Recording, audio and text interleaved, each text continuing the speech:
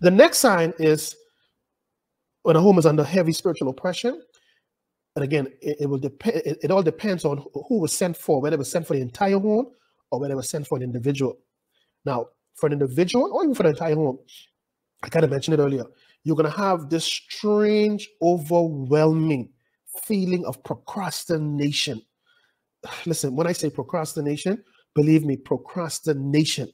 I remember, I may just give an example of it because I tell all of what I'm telling you here, I experienced all of this. When I first got my promotion on my job, right, as an account executive at FedEx, and I knew there were people working against me before and even after, right? I remember the first, I'd say, the first year went okay, it was fine. But the second year, I became very, very lackadaisical, for lack of a better word. Now, being in sales at FedEx, trust me, if you could do sales in FedEx, you could do sales in Pluto, because the training is so intense. I promise you, if you go through their training for sales, you could operate in any company in any part of this planet, because it's a very intense, very, very detailed training. But anyway, and you will see why after you have completed it and you actually start your job. Well, being a sales agent, you're basically the bloodline of the company, because you're responsible for not just bringing in revenue, but new revenue, right? Your job basically take care of everybody, because that take care of the truck, the employees, everything, because you bring in the money. So we had a lot of deadlines, a lot of goals, a lot of stuff, and it was very, very crazy and hectic. Anyway, my second year of this promotion, I was becoming very, very frustrated, but for no reason, because the truth was I was doing good with my sales. But I noticed I began to become very lackadaisical, very lazy. And I could tell it was like it was going from one stage to the next. I procrastinated on my job. After I would have met with my customers, I would have to put all of that inside of the computer, because we have a software.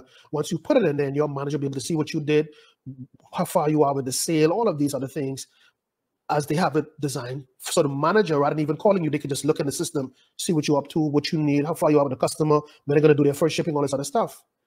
And man, listen, I could not muster up the strength. I would complete meeting my clients, but when it came to the end of the day to put those things in my computer, it was like something was holding me back. So a couple of times my manager called me and told me, "But Kevin, you got to put it in." One time I actually got a warning letter on it. And I used to be up all night trying to put it. Mind you, it was only like 6 or 7 entries, But of course, you had to be detailed. But that was small stuff for me, because I always was good at that stuff. But I just lost it until one day. I remember one day, I'll never forget this. I said, "Lord, what is this? Why am I going through this?" In fact, I was dressed for work when I said it. I was sitting on the couch, and I was supposed to have an appointment when that happened, about in 10 minutes. And I should have already been on it, because it's going to take me about 15 minutes to get to that appointment. I said, "Why am I sitting here?" For whatever reason, I just dozed off and went right to sleep. Right on the couch, I needed to be to work. Now, the good thing with that job was I didn't have a 9 to 5. Once I would have set up my appointments and knock out my 6, 7 clients, that was it for me. Anyway, I fell asleep. This was about 11:30 in the morning. And immediately I went into this dream.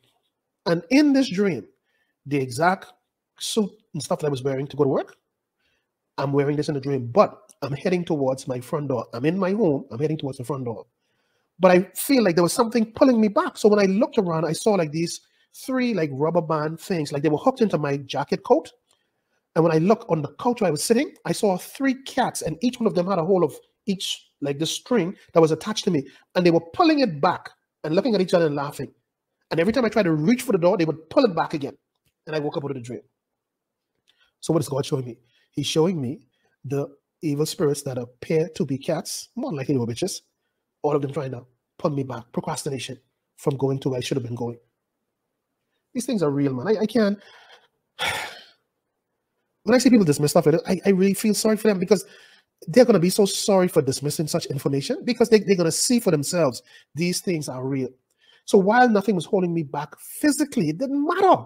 There was something greater happening. Something was holding me back spiritually, and the Lord allowed me to see it in the form of 3 cats.